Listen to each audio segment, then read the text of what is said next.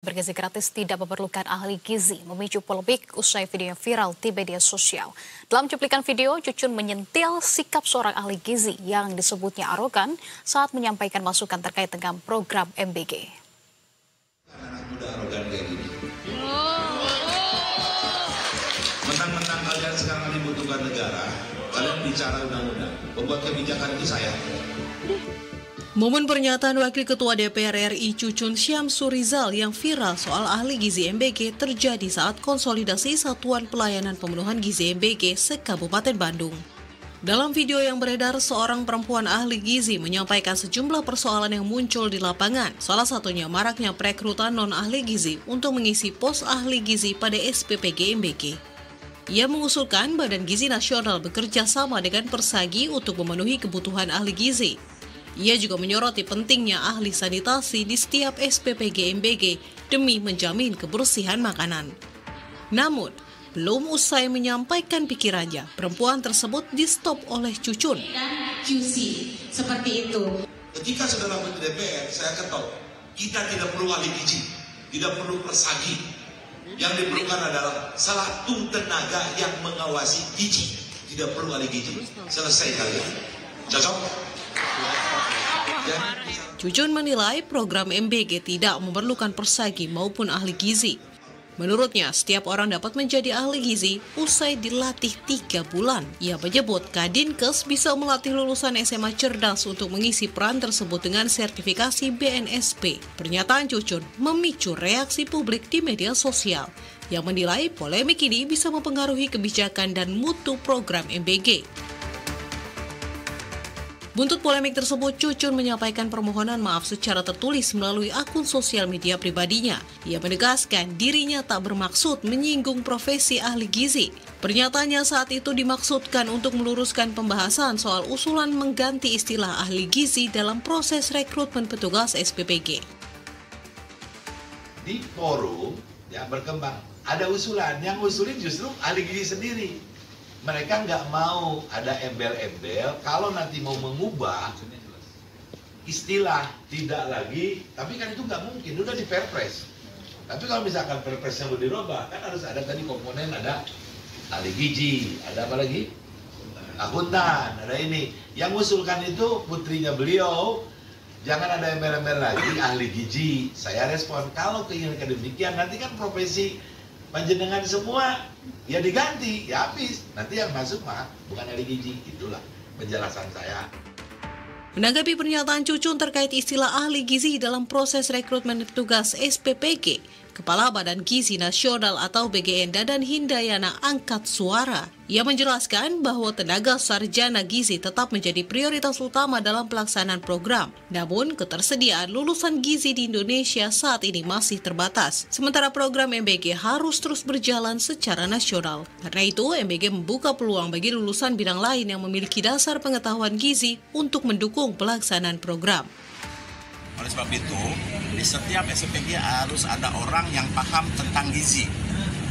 Nah, prioritas pertama di tahap awal adalah sarjana gizi. Ya, tapi kita ketahui bahwa produksi sarjana gizi itu terbatas. Sementara program ini terus berjalan. Jadi ketika terjadi kelangkaan sarjana gizi, Badan Gizi harus mencari jalan keluar. Oleh sebab itu kita sekarang perluas orang yang menangani gizi itu dengan lulusan-lulusan yang berkorelasi dengan pengetahuan gizi. Contohnya kesehatan masyarakat, itu ada pasti pelajaran gizi di dalamnya. Teknologi pangan, itu pasti ada pengetahuan gizi di dalamnya. Lebih lanjut, Dadan menyebut BGN telah menerbitkan surat edaran yang memberikan kesempatan bagi lulusan dari berbagai disiplin ilmu terkait untuk terlibat. Ia menegaskan SPPG tidak akan berjalan tanpa talenta-talenta yang memahami terkait gizi. Tim Liputan, Berita 1. Ya pemirsa, pernyataan Wakil Ketua DPR RI Cucun Syamsurijal yang menilai program makan bergizi gratis tidak memerlukan ahli gizi memicu polemik. Buntutnya, Cucun meminta maaf pemirsa dan menegaskan pernyataannya dimaksudkan untuk meluruskan soal usulan mengganti istilah ahli gizi dalam proses rekrutmen petugas SPPG. Kita akan membahasnya lebih mendalam pemirsa bersama dengan sejumlah narasumber. Sudah ada pakar komunikasi politik yakni Prof. Lely Aryana, kemudian juga ada ahli gizi dan juga guru besar bidang gizi masyarakat IPB, Prof. Ali Khomsan. Selamat sore, Prof. Khomsan dan juga Prof. Lely. Ada Anissa di studio. Selamat sore. Sama Anissa ya? Iya, betul. Kalau begitu, saya mencoba untuk Selamat sore, Prof. Iya.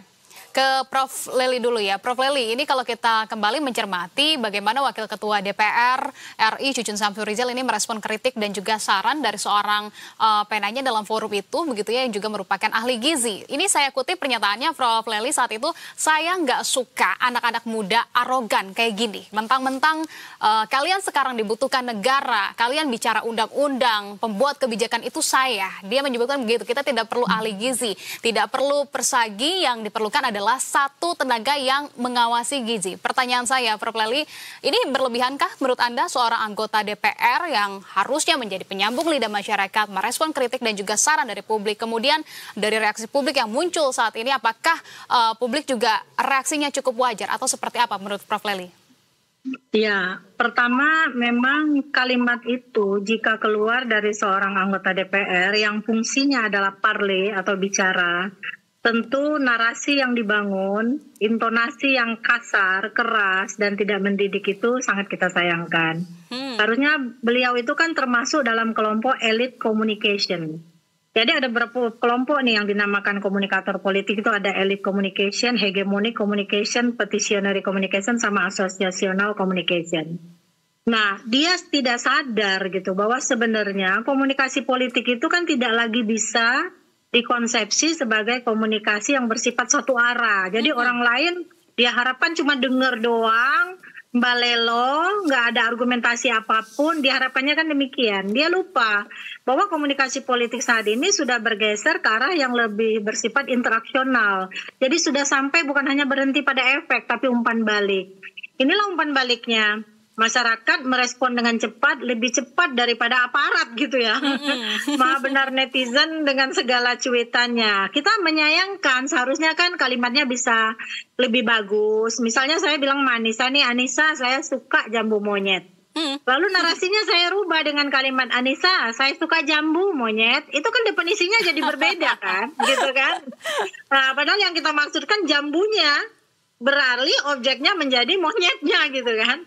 Nah, pun demikian, seandainya direspon dengan cara baik, terima kasih anak muda yang memang punya kepakaran di bidang ahli gizi, mari kita sama-sama pikirkan apa yang bisa kita libatkan dalam kegiatan ini, karena ini penting bagi program pemerintah tentang makan bergizi gratis. Karena ini kan tidak ujuk-ujuk saran itu diberikan. Karena masyarakat juga melihat MBG yang diberikan kepada anak-anak itu apakah memenuhi standar gizi atau tidak. Kebanyakan saya lihat mereka bilang tidak. Sebab ada semangka yang setipis setipis kertas katanya ya. Belum lagi menu lain, kecukupan 4 sehat 5 sempurnanya. Yeah. Mungkin di satu tempat ada yang tercukupi, tapi lebih banyak yang tidak kalau lihat dari laporan. Dan belum lagi laporan dari mereka yang menerima itu katanya tidak boleh dipublish dan seterusnya. Harusnya sebagai wakil rakyat, beliau ya harusnya menerima informasi itu dulu. Oke, saya tampung sarannya supaya ke depannya ini akan kita sampaikan kepada yang berwenang menangani tentang makan bergizi gratis ini. Harusnya demikian menurut saya. Jadi tidak berlebihan kalau respon publik pada akhirnya marah gitu loh, nggak berlebihan. Yang berlebihan malah adalah respon dari Pak Cucun tersebut ya. Ya, karena memang ketepatan penggunaan strategi komunikasi ini kemudian sangat penting begitu untuk digunakan oleh para legislator terutama. Nah, kalau begitu saya juga ingin ke Prof. Ali. Prof. Ali, ini kalau menurut Anda bagaimana pernyataan dari Wakil Ketua DPR RI untuk tidak melibatkan ahli gizi di setiap SPPG seperti apa? Sebetulnya permasalahan atau gambaran lengkap begitu ya terkait dengan persoalan tenaga gizi atau ahli gizi ini sejak dimulainya dari MBG ini seperti apa sih? Apakah memang karena soal jumlahnya kah atau distribusinya kah atau memang dari kapasitasnya kah atau seperti apa, Prof. Ali? Jadi kalau dari data yang ada, saat ini ada kurang lebih 133 prodi sarjana gizi di seluruh Indonesia, sesuai yang tercatat di dalam Asosiasi Institusi Pendidikan Gizi Indonesia. Jadi kalau setiap tahun diluluskan 50-60 sarjana, maka dalam satu tahun itu ya 50-60 sarjana kali 133, yang jumlahnya antara 5.000 sampai 6.000 sarjana gizi. Sekarang SPPG ini nanti akan diprediksi jumlahnya mencapai 30.000 SPPG, berarti akan diperlukan 30.000 sarjana gizi. Oleh karena itu statement Pak Ketua BGN bahwa nanti sarjana yang diperlukan di MBG ini akan diperluas, bukan hanya sarjana gizi, tetapi sarjana yang bisa terkait gizi kesehatan seperti sarjana kesehatan masyarakat atau sarjana ilmu dan teknologi pangan. Tetapi sebenarnya mereka tetap harus memperoleh pelatihan tentang penataan menu, penghitungan gizi, dan sebagainya. Yang ini sebenarnya bisa dilakukan melalui suatu proses pelatihan yang nantinya bisa dilakukan oleh persagi di masing-masing kabupaten untuk melatih sarjana-sarjana non-gizi yang bisa menyiapkan MBG ini dengan baik, ya. Tetapi kalau yang lebih diutamakan tentu sarjana gizi, kemudian sarjana yang terkait gizi. Nah, yang sarjana gizi tidak memerlukan pelatihan lagi yang terkait dengan ilmu-ilmu kegizian, tetapi yang tidak terkait dengan ilmu gizi, sarjana kesehatan masyarakat atau sarjana ilmu teknologi pangan memerlukan pelatihan. Dan ini akan memenuhi atau paling tidak bisa mengejar ketertinggalan, shortage atau keterbatasan sarjana gizi yang memang sudah menjadi ketentuan dari BGN untuk direkrut. Tapi ketika mendengar komentar ataupun tanggapan begitu ya dari Wakil Ketua DPR RI Pak Cucun Syamsurizal menyebutkan demikian seperti yang kita bahas sebelumnya begitu ya. Kalau dari Anda sendiri tanggapannya apakah kemudian juga sepakat, sependapat atau tidak bisa diterima begitu ya dengan pendapat yang seperti itu, atau memang secara pesan cukup diterima namun secara penyampaian mungkin yang perlu dikoreksi lagi? Saya setuju bahwa penyampaiannya tadi menurut saya tidak tepat ya, ketika dengan keras beliau mengatakan saya nggak perlu ahli gizi, tidak perlu persagi. Saya kira itu pernyataan yang terlalu plos ya, sehingga kemudian segera diralat atau beliau minta maaf ya pada kesempatan berikutnya. Jadi apalagi sampai mengatakan ini bisa dihandle oleh lulusan SMA yang di training 3 bulan. Kan saya melihat bahwa sarjana gizi yang duduk di dalam program MBG itu dalam tanda kutip merupakan bagian dari kepemimpinan SPPG. Karena di sana itu ada SPPI, Sarjana Penggerak Pembangunan Indonesia, yang menjadi ketua dapurnya, kemudian ada akunting, dan kemudian ada sarjana gizi. Jadi ada 3 sarjana itu yang ada di dalam dapur MBG. Nah, oleh karena itu saya menganggap ini bagian dari kepemimpinan yang tidak bisa begitu saja diganti oleh lulusan SMA yang dilatih ilmu gizi selama 3 bulan. Itu nanti akan mengurangi kualitas quality control yang dilakukan oleh sarjana gizi di dalam menyiapkan makanan bergizi yang aman, bergizi, dan memenuhi syarat-syarat yang sudah ditetapkan oleh BGN. Oke, artinya ada resiko tertentu jika penanganan gizi dilakukan oleh tenaga tanpa dasar pendidikan gizi yang memadai juga, begitu ya, Prof. Ali? Nah, ya, betul. Baik, kalau begitu saya juga ingin ke Prof. Eli. Prof. Leli, ini Pak Cucun kan seperti yang disampaikan oleh Prof. Ali juga sudah meminta maaf begitu ya, dan juga mengatakan maksudnya hanya meluruskan soal istilah dalam rekrutmen SPPG. Apakah menurut Anda permintaan maaf seperti ini sudah cukup untuk meredam persepsi negatif yang memang sudah berkembang liar begitu? Apa yang kemudian biasanya diperlukan ya dalam krisis communication pejabat publik semacam ini, Prof. Leli? Ya. Pertama memang kata maaf itu penting ya, tapi dia bukan obat mujarab. Makanya sebelum berucap, orang itu perlu memikirkan dulu apa akibatnya, efeknya, lalu apa timbal baliknya. Saya kira memang karena komunikasi publik di negeri ini memang tengah memprihatinkan ya. Karena itu banyak sekali pejabat-pejabat yang bermasalah dengan komunikasi publiknya, dengan komunikasi politiknya. Kita berharap permintaan maaf itu harus ditindaklanjuti dengan berbagai kebijakan yang kemudian menunjukkan keberpihakannya pada apa yang dia nyatakan dengan kata maafnya itu harus sinkron gitu loh. Seandainya tidak, maka kita bisa merasakan nanti kemarahan akan lebih banyak lagi gitu. Dalam krisis jadi bukan hanya krisis komunikasi, dan memang komunikasi krisis itu penting bagi pejabat publik untuk mengetahui langkah-langkah apa yang harus mereka lakukan untuk bisa mempertimbangkan sebuah pesan itu kan tidak ada yang hampa makna. Tapi masalahnya ketika pesan itu disampaikan dalam komunikasi politik itu, yang menerjemahkan pesan itu, yang mempersepsikan pesan itu bukan pemberi pesan, tapi penerima pesan gitu loh. Nah, jadi memang harus ada persepsi yang sama antara pemberi pesan sama penerima pesan. Nah, bagaimana caranya? Itu tadi, ayo segera luncurkan kebijakan yang kemudian bisa memperbarui kalimatnya. Karena komunikasi itu kan bersifat irreversible. Nggak bisa dijilat lagi, ibaratnya udah ngeludah, lalu kemudian dijilat lagi di tanah. Nggak akan selesai di sana gitu loh. Jadi karena dia irreversible, tapi komunikasi juga bukan panacea ya untuk menyelesaikan semua persoalan, tapi dia bisa membuka jalan.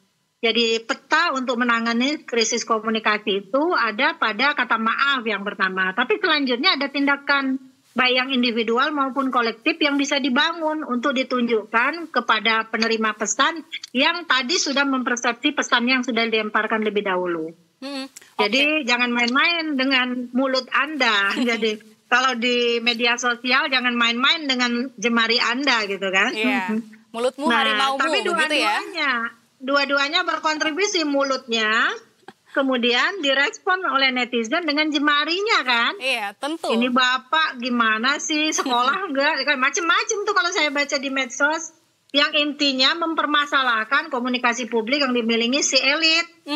Jadi kalau belum bisa menjadi elit, belajar dulu deh. Nah kalau belum bisa menjadi elit harus belajar dulu. Jadi seberapa penting untuk kemudian pejabat publik kita memahami konsekuensi komunikasinya, terutama mungkin terkait dengan isu-isu sensitif seperti MBG ini ya, dan kemudian menyinggung profesi tertentu seperti ahli gizi menurut Anda, Prof. Lely? Iya. Kemarin waktu Pak Prabowo merekrut para pembantunya, itu kan sudah tidak tanggung-tanggung materi yang diberikan kepada mereka.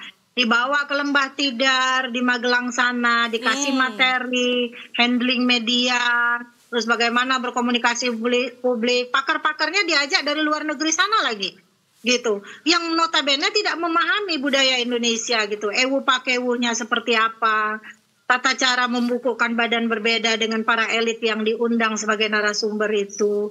Dan kemudian tidak berapa lama kemudian elit-elit itu sendiri yang bermasalah. Baru dilantik sudah ngomongin si tukang teh gitu kan, Ustadz lagi misalnya. Kemudian ada lagi kepala kantor komunikasi kepresidenan PCO itu juga yang ada persoalan dengan sebuah media, lalu mengungkapkan kalimat dengan seentengnya. Belum lagi ada pejabat publik, menteri yang bermasalah dengan anak buahnya.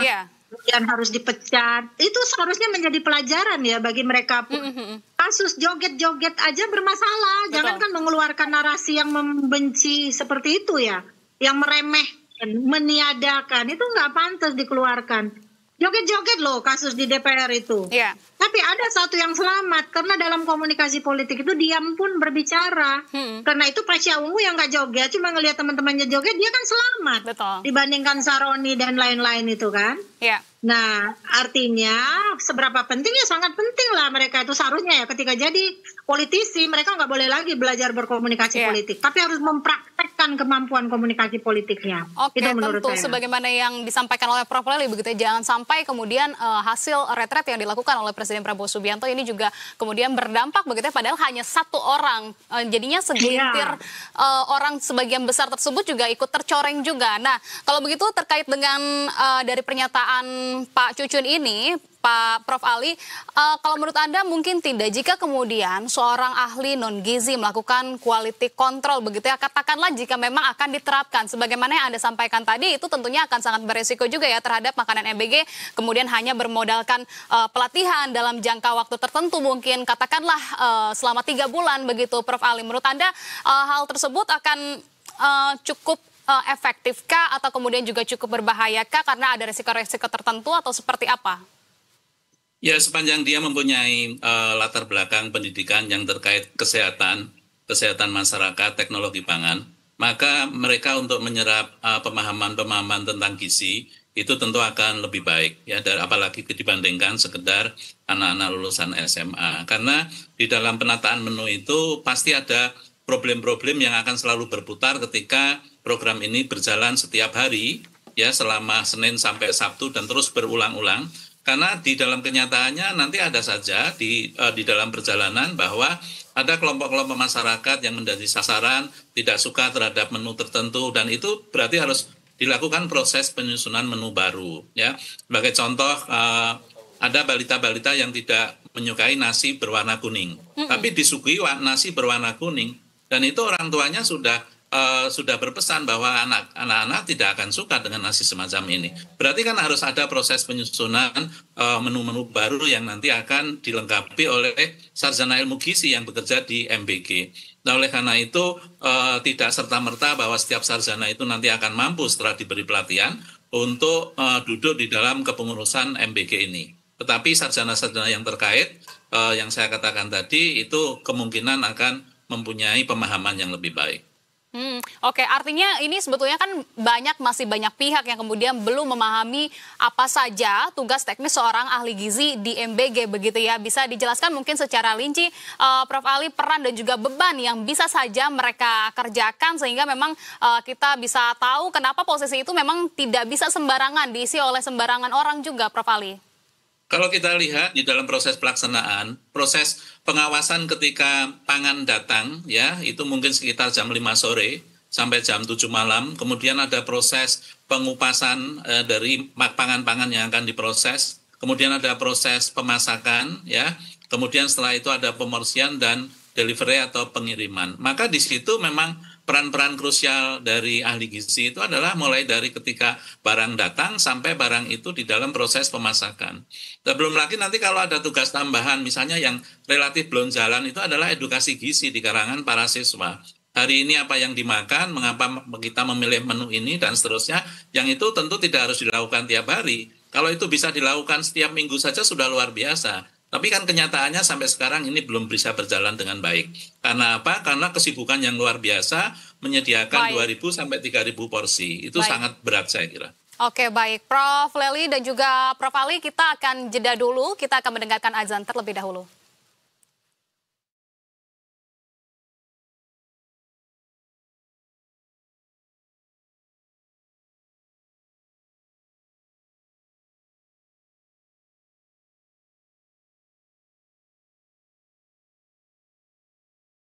Allahu Akbar, Allahu Akbar, Allahu Akbar, Allahu Akbar. Ashhadu an la ilaha illallah.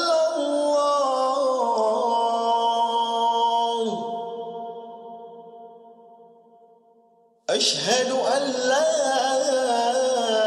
ilaha illallah.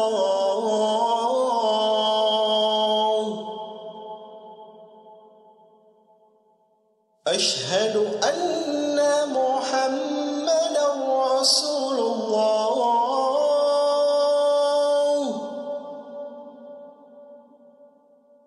Ashhadu anna Muhammadan Rasulullah.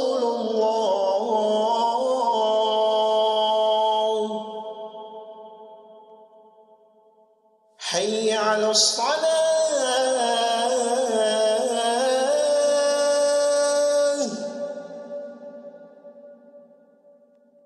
Hayya 'alas salah.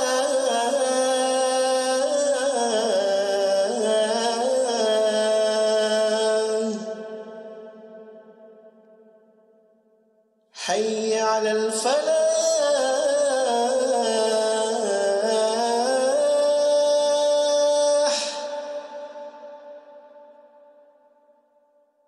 Hayya 'alal falah.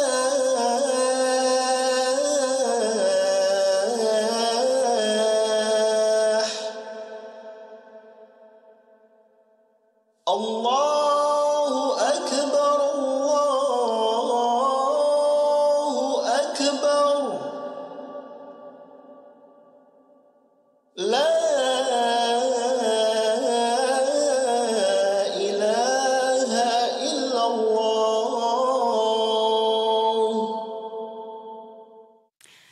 Ya, pemirsa, selamat menunaikan ibadah sholat maghrib bagi yang menjalankan wilayah DKI Jakarta dan sekitarnya. Kita akan lanjutkan perbincangan bersama dengan Prof. Lely dan juga Prof. Ali. Saya terakhir ingin ke Prof. Lely, pertanyaan terakhir untuk Prof. Lely. Prof. Lely, ini kalau kita cermati lagi, sepertinya lagi-lagi pejabat khususnya adalah legislator, begitu ya, seperti yang Anda sampaikan tadi, blunder dalam komunikasi publik, kemudian viral dulu, membuat polemik, membuat kegaduhan, baru meminta maaf, mengklarifikasi. Polanya hampir selalu sama, Prof. Lely. Apakah menurut Anda polemik ini memang menjadi cerminan kurangnya komunikasi kebijakan yang matangkah dari para pemangku kebijakan kita, terutama memang menjelang pelaksanaan dari program makan bergizi gratis, begitu ya, Prof. Lely, menurut Anda seperti apa? Komunikasi seperti apa sih yang paling tepat dilakukan oleh pemangku kebijakan kita untuk memastikan pesan pemerintah ini tidak multitafsir, Prof. Lely?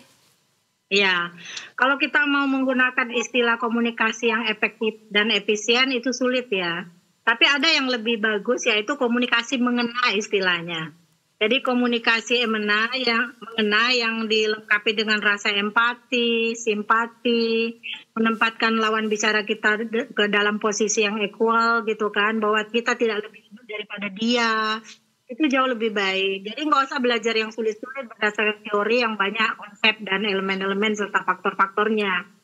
Tapi sebagai komunikator politik ya, setiap orang itu sebenarnya insan komunikasi. Karena setiap hari dia itu baik verbal maupun non-verbal, baik transandental, setiap hari dari mulai bangun tidur sampai tidur lagi itu berkomunikasi. Baik dengan dirinya sendiri, dengan teman kerjanya, dengan atasannya, dengan bawahannya, dengan koleganya, dan seterusnya.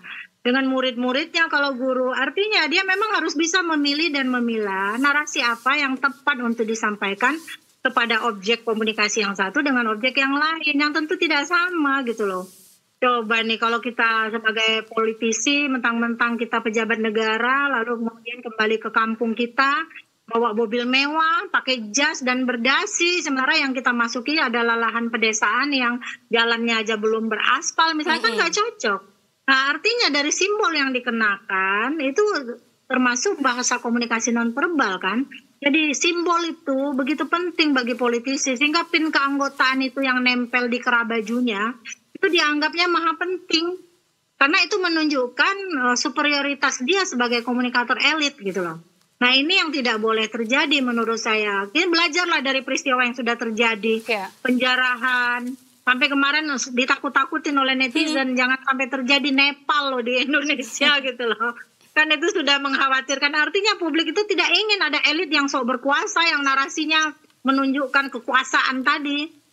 Intinya ya sudah, belajar aja komunikasi yang empati, yang mengena, punya rasa, simpati, dan seterusnya. Itu aja. Baik, kalau begitu terakhir saya ingin ke Prof. Ali. Prof. Ali, singkat saja mungkin rekomendasi Anda untuk kemudian legislator kita begitu ya, khususnya untuk pengawas agar kemudian ketika memberikan statement begitu ini tidak kontraproduktif begitu, Prof. Ali. Seperti apa kalau dari Anda? Ya, saya pada dasarnya menginginkan bahwa BGN ini segera bersinergi dengan Persatuan Ahli Gizi Indonesia, Persagi, dan juga perguruan-perguruan tinggi yang mempunyai prodi ilmu gizi, bagaimana kemudian mereka bersama-sama bisa merumuskan agar tenaga-tenaga gizi yang dihasilkan itu bisa urun rembuk dan kemudian bisa berkontribusi di dalam pembangunan MBG yang masih akan berjalan dan terus berkembang ini. Oke, baik. Kalau begitu terima kasih banyak atas pandangan yang sudah dibagikan Prof. Lely dan juga Prof. Ali. Salam sehat selalu, sukses selalu untuk Anda semua. Terima kasih. Assalamualaikum. Waalaikumsalam.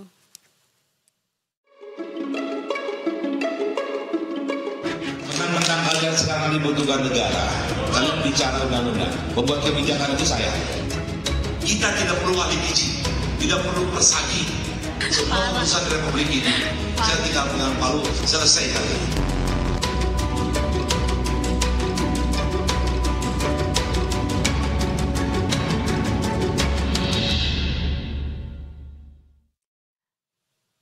Kita beralih ke informasi.